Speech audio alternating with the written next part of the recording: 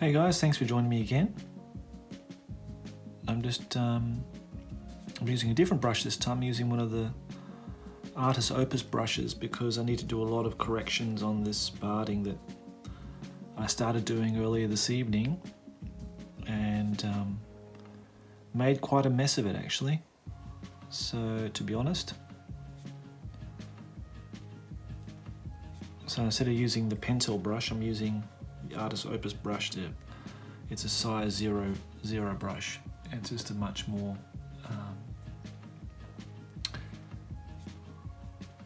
finer brush for doing all that kind of detail work. And I should have used it before just to do all the freehand on this guy. But I did fix up the back of the horse as well, so that looks a lot neater now. I'm just going to let that set and cure, and I'll paint over it tomorrow. But I thought I'd just do one side of the horse just to speed up the process a little bit, and you can do the other side on the video.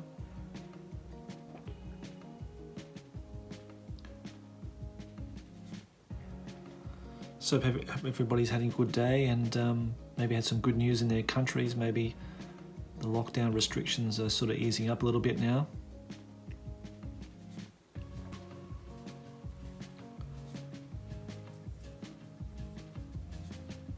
Or, soon to be sort of easing up a bit.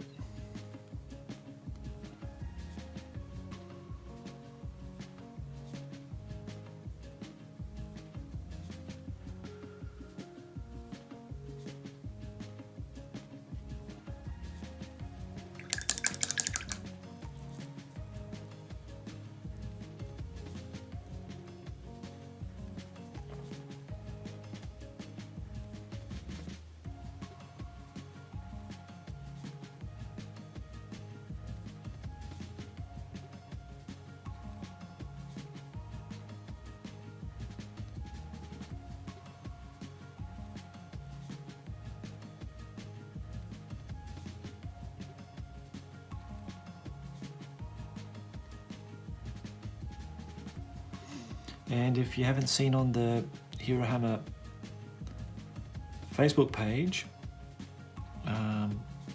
Dave Lister, the guy I interviewed in the podcast, he has outdone himself again, and he made these really amazing dwarf rune cards, like the magic cards in 4th edition. Made them as in he's gone in with some kind of editing program and made the cards up, because we were sort of discussing that a while back and I'd forgotten about it, and he reminded me on the podcast that it's something that he would if he had time, he would start working on doing. And yeah, he sent me, just after I finished recording last night, he sent me a photo image of the mock-up that he'd done, and it looked really cool, and I was really quite impressed how close it was to the original card. So I think he's off and away and trying to get all the other cards done. He sent me another PDF also this evening, and with some more other cards, or other rune cards, and they look really cool too. So the whole idea behind it was that the dwarf players could have like a drafting system on their runes as well. And I really thought that was a great idea, because it was always going to be like a sticking point that other armors would have to draft for their items, but dwarves had these runes that you could have multiples of on your weapons and that kind of thing. It made it difficult for them to have this kind of drafting kind of system in their armies. But with this card system that Dave's making, then you're able to do it. So it'll be like something you can print out and sleeve up and then stick in your magic sets, whether it be 4th or 5th edition, and then yeah, you can do a drafting system like that. So that'll be awesome. So looking forward to Dave's handiwork on that. But there's absolutely no rush on it, just whenever he gets it, whenever he has time to do it.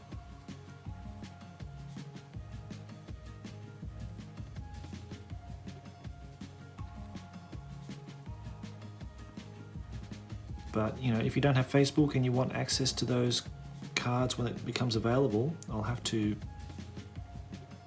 put them on some kind of Google Drive or something like that, so that something that's accessible from the cloud that you can download yourself and print them out.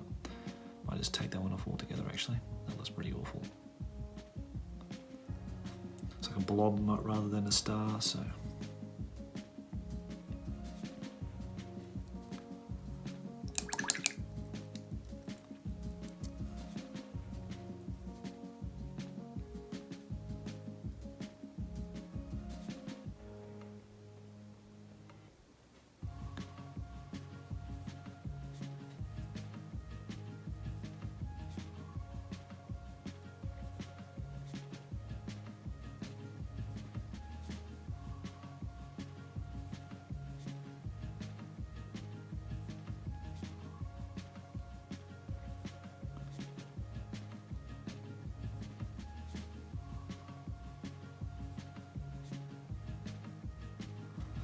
Just totally stuff that up all together. I don't know what I was doing there. So, I was actually painting a dwarf rune, I think, on that barding there, I think.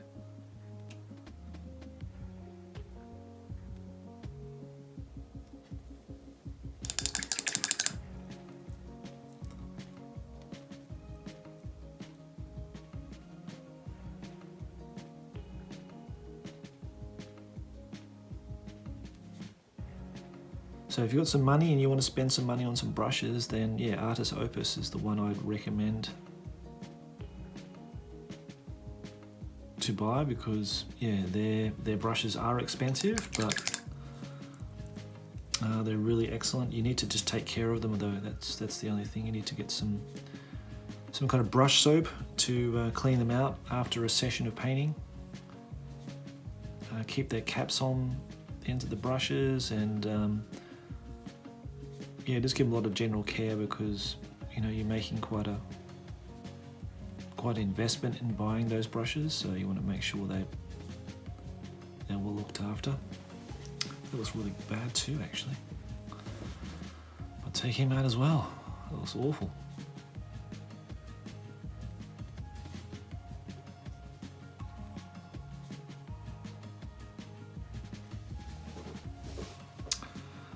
Rightio. Okay, so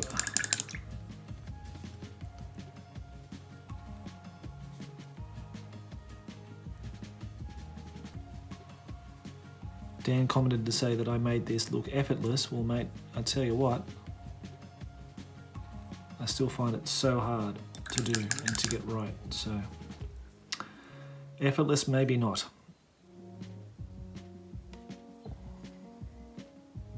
Okay, so we'll start on this side, and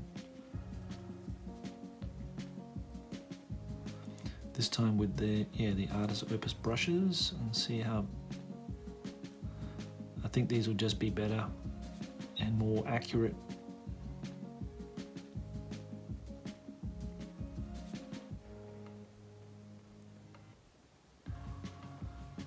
Rather than my old little cheapy brushes there.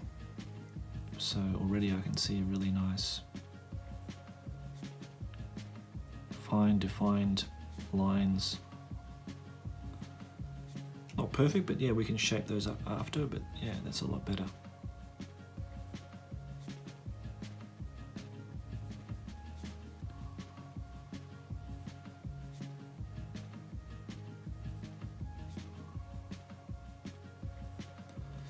It's a bit of a blob, so I have to clean that up later.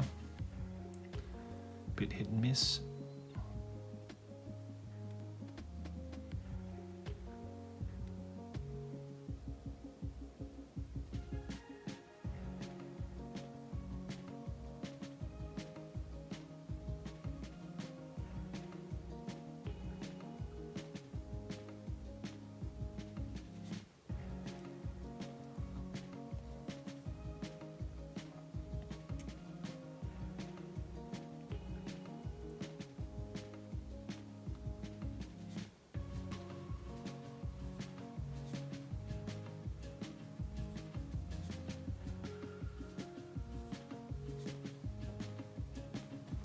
So if you've got more suggestions for that global campaign for the 5th edition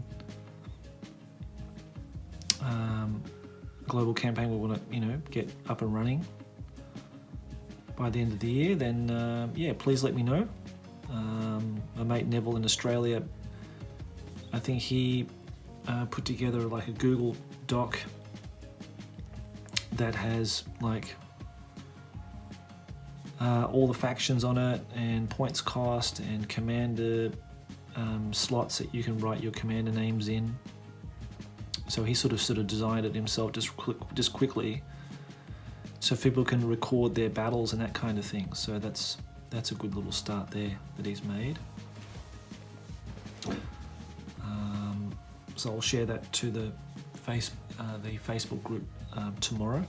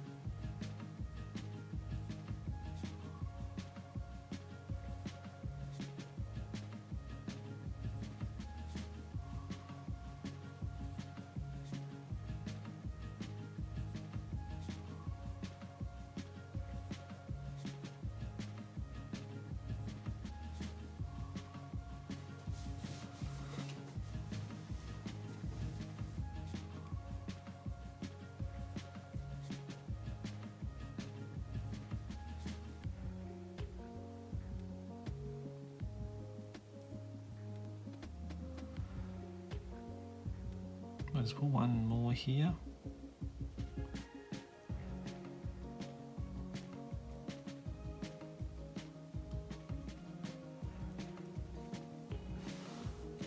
Okay, and then we can just do pretty much the same on that side, pretty much the same.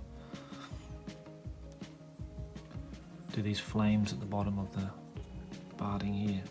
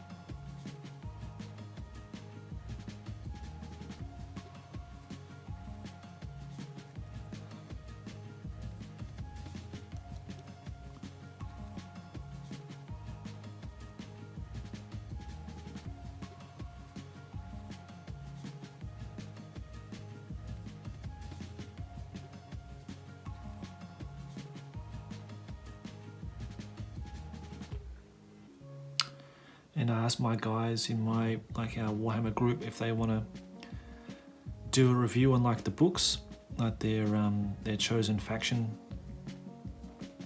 that they play. So I'll probably do the dwarf book. Got Sam who can do the Orc and Goblin book. Justin could do vampire counts. And the other guys can do,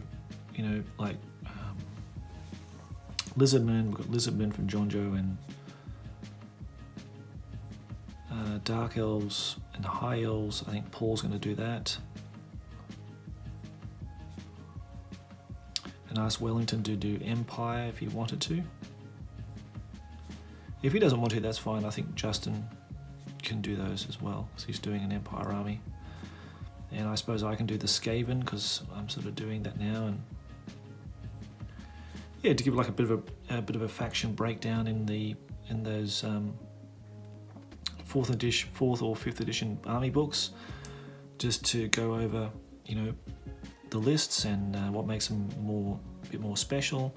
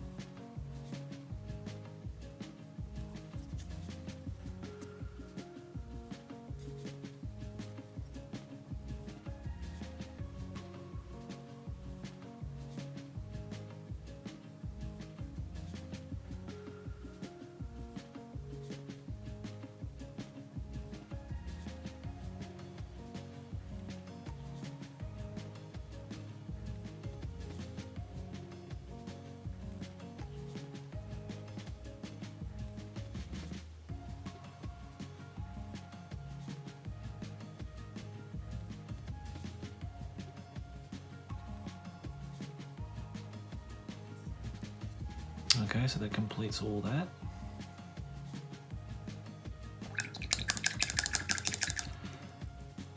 I just have to put some really fine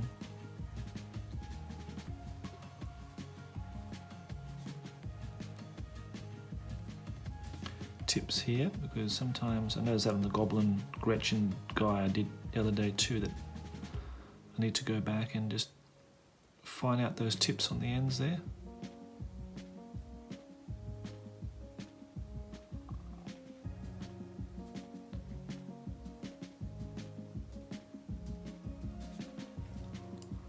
Otherwise, I look a bit too rounded and it doesn't look really good.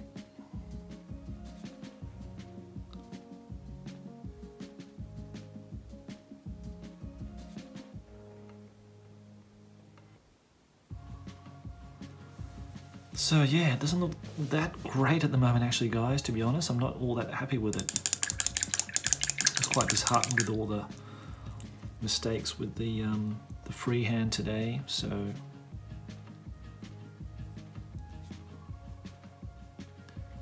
unfortunately this is going to take more work to you know, sort of shape it the way I want it.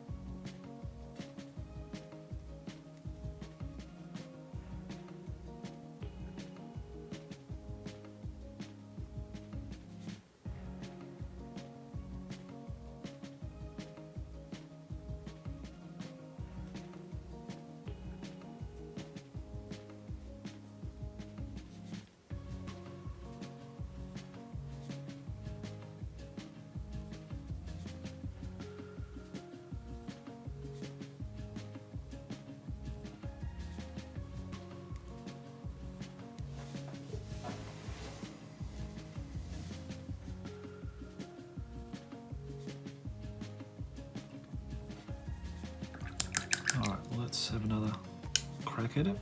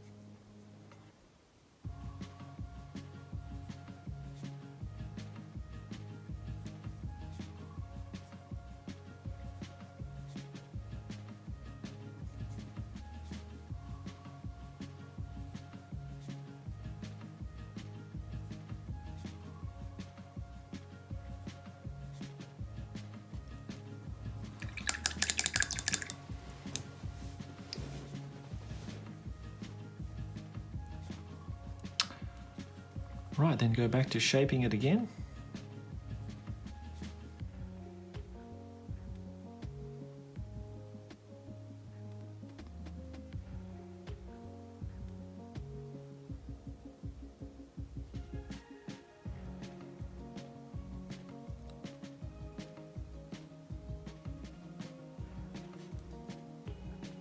Just using that beige, I think it's just a nice colour too.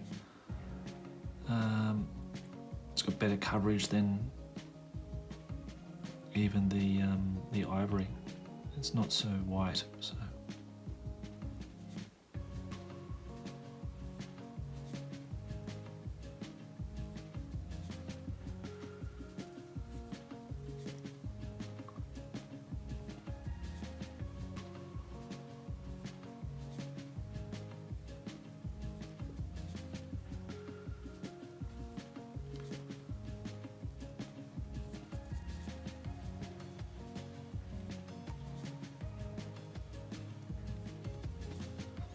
Yeah, the same problem with yellow. Like if you didn't make corrections and that kind of thing, it's like really difficult to get the to match it up again. Like darker colors like black or dark blue or dark brown, that kind of thing, it's much easier. Yellows and reds and oranges and that kind of thing can be really tricky.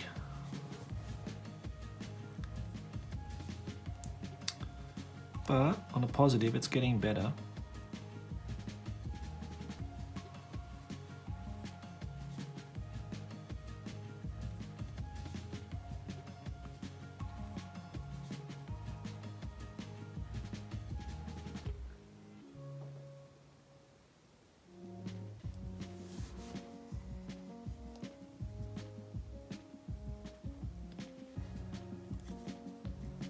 Those really tiny little stars too.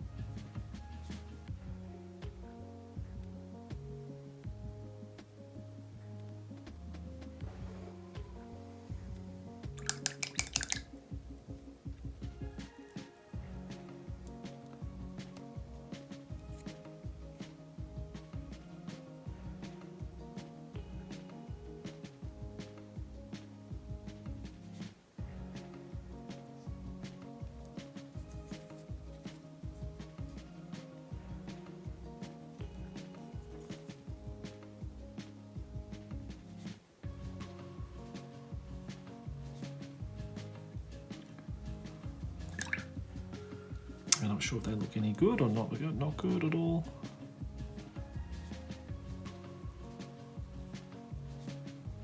I'll just get rid of that one actually. I don't like that one.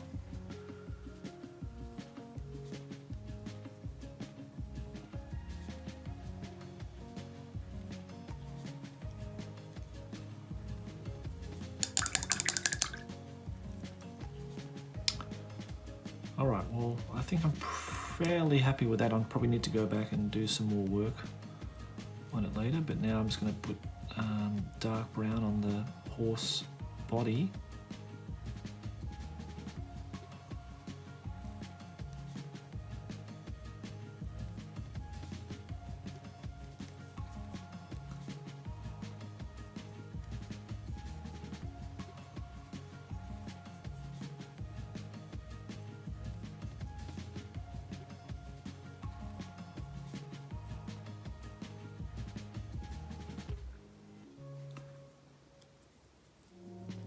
Just using a nice dark brown to contrast against the yellow.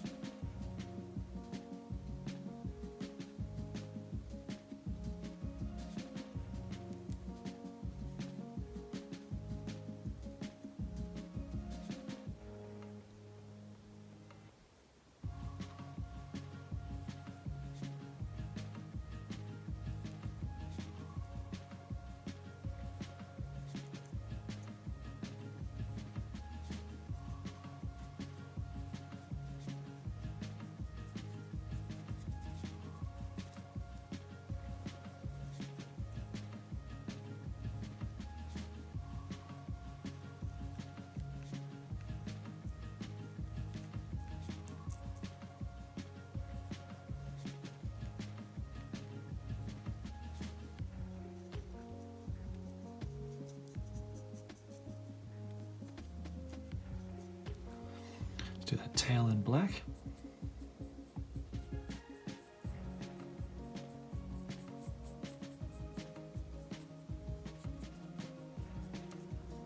I actually made some tails. I don't know if I told you, but yeah, I made some tails up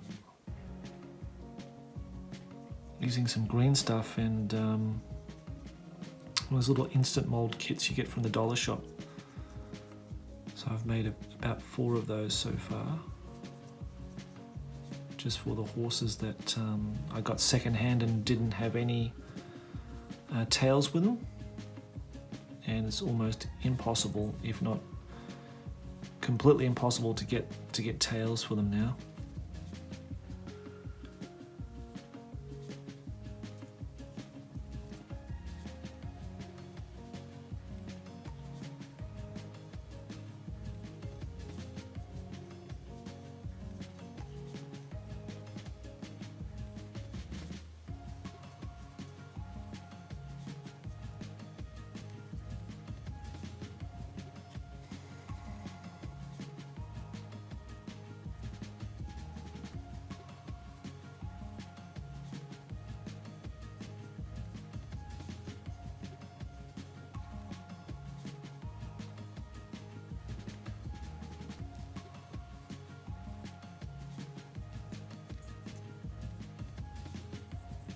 Wow, it's going to be super hard to get in there.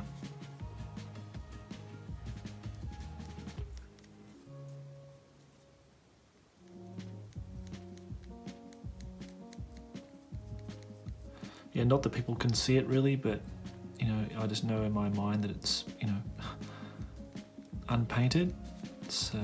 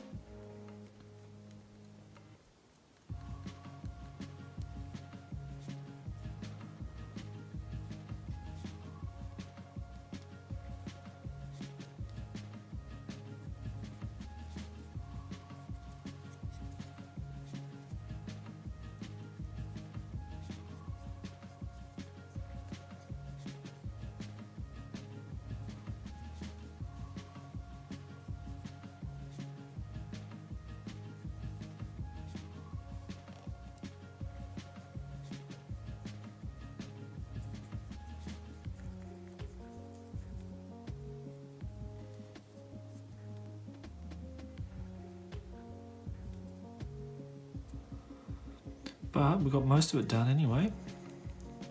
Most of that covered, so. Now the saddle, I think I might just do the saddle in dark brown too.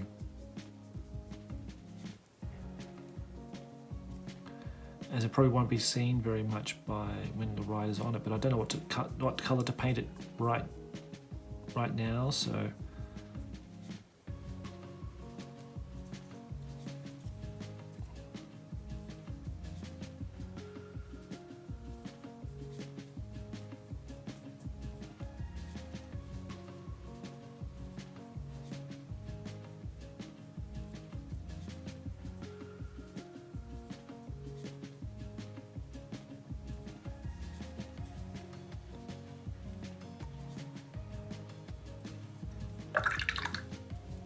Let's get a bit more of that dark brown. Yeah, so sorry if it hasn't been the most entertaining video today, guys, but hopefully you can paint along with it, whatever your projects you're working on. If you are working on something, let me know what it is. I think Angel was saying that he wants to paint his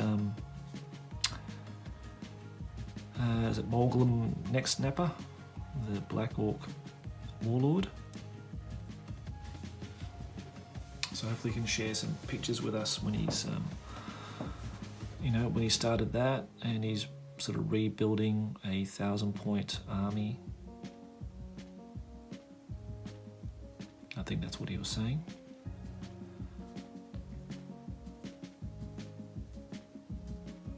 From memory, so yeah, that sounds really good, Angel, so good luck with that, mate.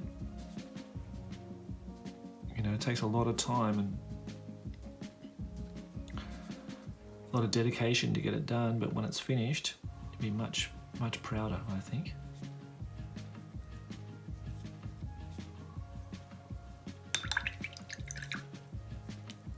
Just sort of just tidying things up now, which I probably can do, you know, off camera rather than do it here, but already about 30 minutes in. I need to get to bed fairly early today because I've got to work early tomorrow.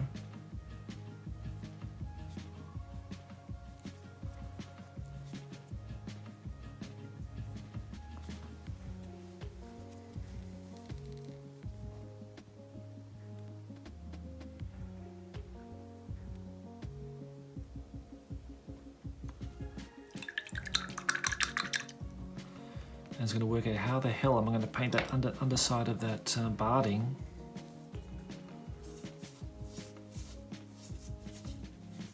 So yeah, that's going to be quite tricky.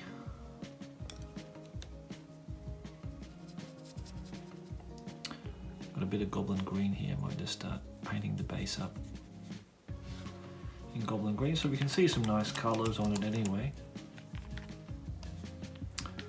I often like doing that.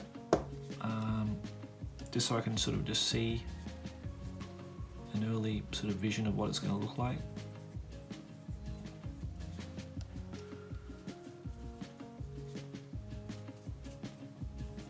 The Goblin Green I'm using here is the Vallejo Game Color Goblin Green, and I actually quite like that more than the Coat d'Arms one. I prefer this one. It's got more of a yellow in it, and I quite like that. Yeah, I think someone asked me about that the other day, a question about why the Goblin Green base is a different color in the, you know, in the pictures in the from the studio from back in the day. Yeah, why they're different greens. And yeah, to be honest, I don't know whether it's like a different batch that they had and they just changed colors, you know, when they had to make a new recipe for the paint or something. I'm not really sure. I prefer like the more yellowy green than the darker green personally, because it sort of matches the flock that they used on their tables.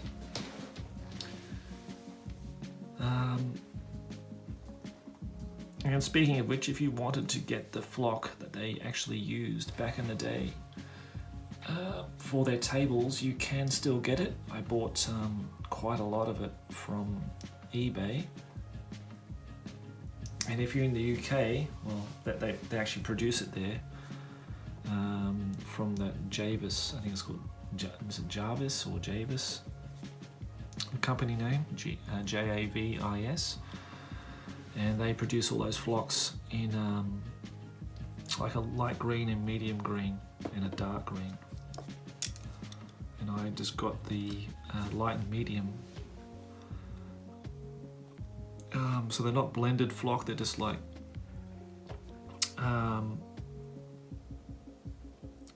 so it's got just like the one color, the one blend, not blend, but just the one tone or one dye, I suppose. It's all dyed.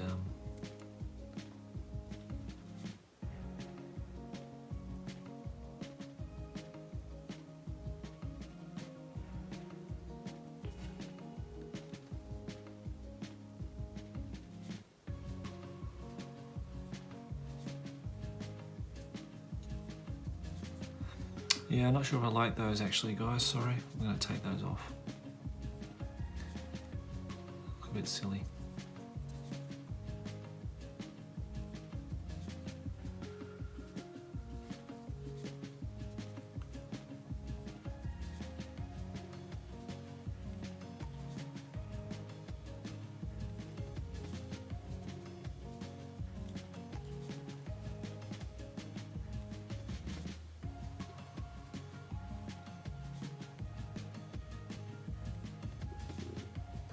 That looks really quite rough too, actually. Yeah, wow. Don't know what's going on tonight, but yeah, I'm a bit rusty on this freehand. Shocking. So it's going to take quite a while until I can get that right.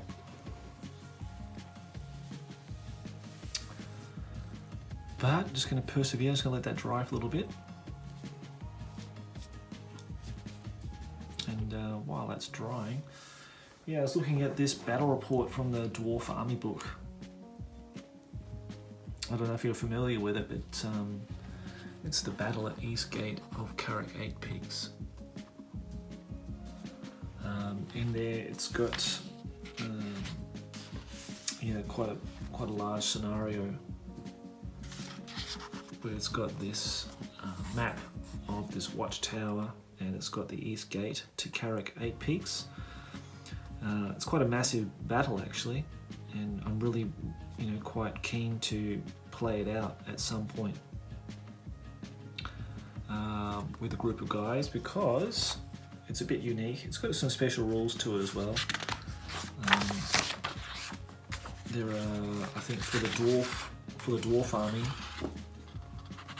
I think it's like 3,000. Yes, 3,000 points aside. It's quite a large battle, but each one, like you got Belegar's force, and he's got a certain amount of regiments, and you got Duragar's force, and he's got a certain amount of regiments too.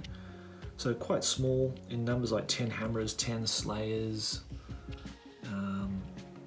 So like really small units, but somehow that adds up to like 3,000 points. The heroes are quite expensive. That one's like 505 points, the other guy's like 410. So like really expensive. The slayers, 10 slayers. You got a giant slayer, demon slayer. One's got like a ruined axe. So it's quite crazy. And the goblins, you got orcs and goblins. You got like a west force, north force, south and east force, and then each one's comprised of a certain amount of points.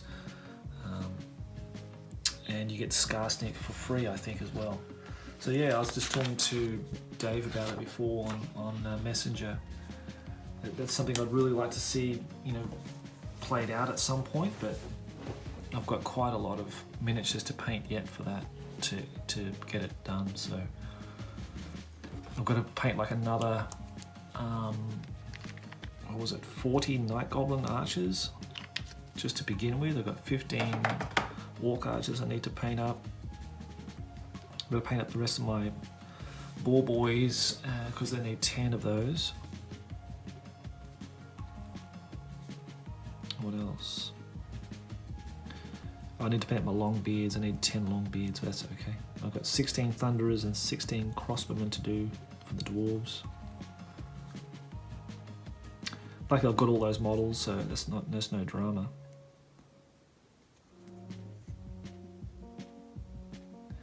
But I was thinking like having 6 people, and each person takes one of the forces, so 2 on the dwarf side and 4 on the Orc and Goblin side. Yeah, of course it does allow you to say, it does say, of course, and you can do it anyway. You can just make up your own forces at 3,000 points, or you can make them smaller if you wanted to, so we can make it like 2,000 points a side or whatever. But I'm quite keen on doing the 3,000 points as like a massive battle.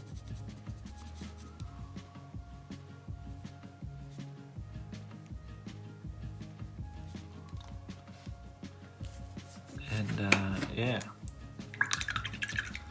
I think the main premise of the game is that the dwarves have to escape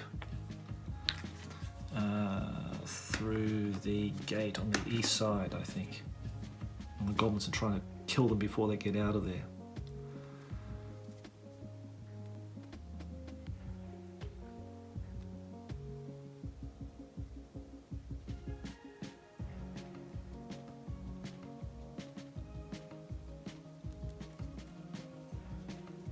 Of course, the dwarves got no magic. They've got a rune priest, but he's not carrying any dispel scrolls. Crazily enough, I don't know why. But yeah, the orc and goblins have got one orc shaman champion, and they've got a He's either I think he must be like a second level goblin, and night goblin shaman as well. You don't see many goblin shamans, eh? They're always night goblins, forest goblins. Yeah, regular goblin shamans don't do anything special. They've got nothing. There's nothing really special about them for people to take them.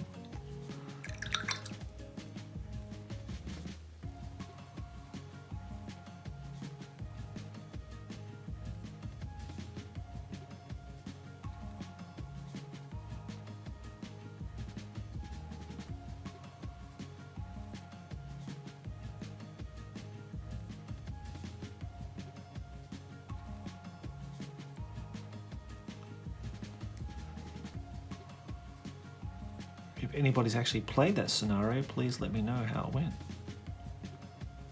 So I don't know anybody who's ever played it.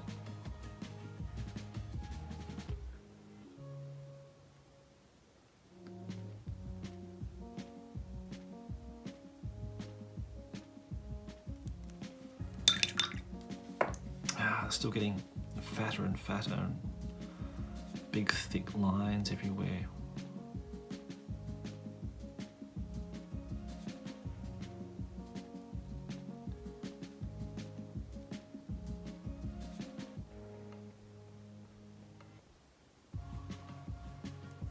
Yeah, so there'll be a lot of going back and forth today, guys. Sorry about that. It's not really the most entertaining video ever.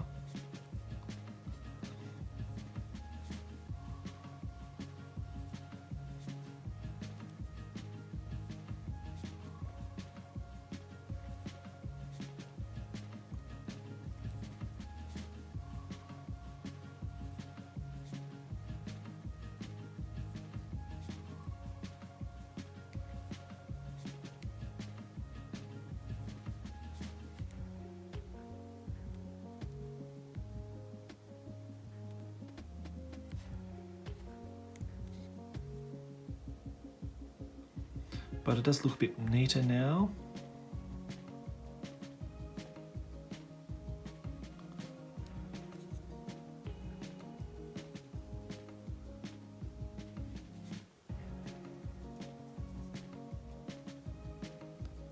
And I think this part here should be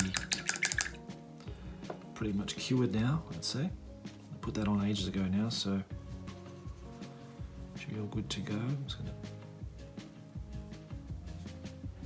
But I'm glad that's fixed up now, because I would have been really disappointed in myself not to have fixed it up earlier, like in the beginning. So I'm glad that that's now hasn't got that massive sort of crease or gap in the back there. Yeah, I can still see more imperfections here, so.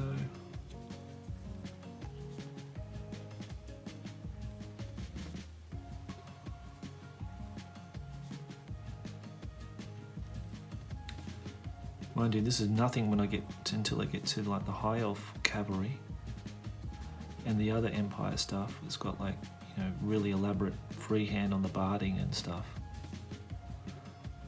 That's going to be like massively challenging. So I'll just take this as practice, I guess.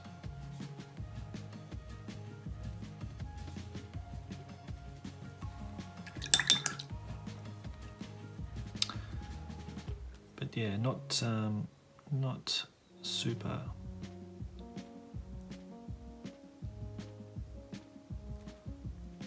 impressed with how this is turning out.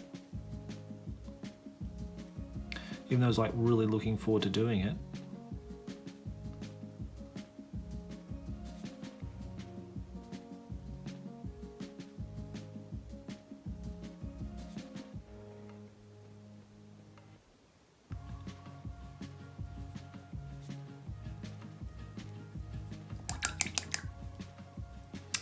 And some of that's just being lack of practice, I think. I was going to put some of that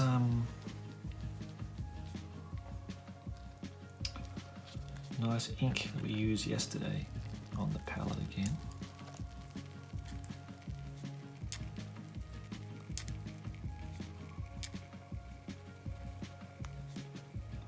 bubbling away.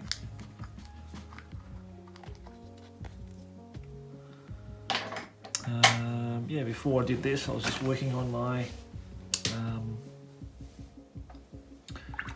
my ball buoys, and I finished 2 and I put those in the cabinet now, so it's got another 3 more to go. And I put together the other ball buoys as well. I'm just going to give this a quick wash over, and this might help it a bit actually. And I've decided I need to get 1 more ball buoy, because that Mulgrim neck snapper guy, he's going to be way too big to fit in that unit, and he's going to be a black orc, and I want just like a regular orc to go in there in that unit. So I'll just need to hunt one down in Australia somewhere if someone has one. I'll be more than happy to grab one.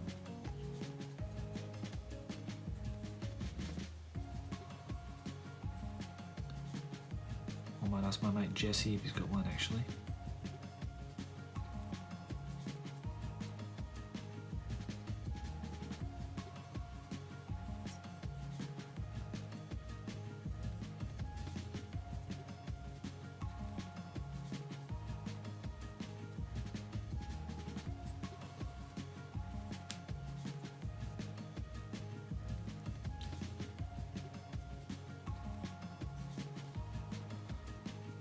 There's also some dark colour in there.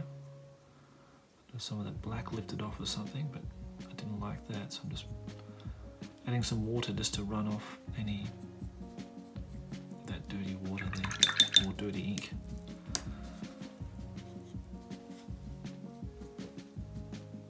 But maybe that has helped it a little bit, just to blend out all that blotchiness on the barding. I might have to give it a couple of coats like that, so it's, you know, nice and vibrant, and it's got this nice rich colour of yellow at the bottom.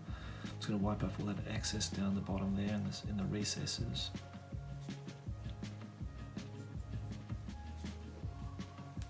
But I'm going to have to call that. Going to call that tonight, guys. Sorry, it's been a lot of correction work and a lot of fiddling around with the barding today. But yeah, hopefully. That was somewhat useful for you, but, you know. And I'm just going to sit on this. I'm just going to stay for a little bit longer and just wait till it dries and give it another coat. I'm just going to wash out my water because the water's quite dirty, so that might be not a good thing to be adding to my ink. So let's see some more yucky sort of ink colour here. I don't know what happened there. Something contaminated the ink, or water or something. Okay, that's lifting off all the paint there as well. Well, it's a bit of a tragedy today, actually, to be honest. I lifted off some of the freehand down the bottom, so that's not good. So I'll have to go back and fix that all up now. So I might do that first before doing the next video on this horse, so that way you can see the fully, you know, finished version of all the barding and that kind of thing. If I can resurrect it. If I can't, like if worst comes to worst, I might have to just strip it all back and start it all again. But I hope that doesn't come to that. Especially I don't actually have any stripper, so I don't actually have the special chemical to strip this back yet at all. So, but we'll just persevere for the time being and see how it goes. I'm just going to just give it a couple more coats tonight and see if I can get some of that, you know, that sort of a yellowy, blotchy corrections that I made today. Get them off that yellow and make them all sort of blend in together, giving a few glazes of that ink. Alright guys, well thanks very much for joining me again today. Hope everybody is well and safe and taking care of themselves, and I'll catch you in the next one. Alright, bye bye.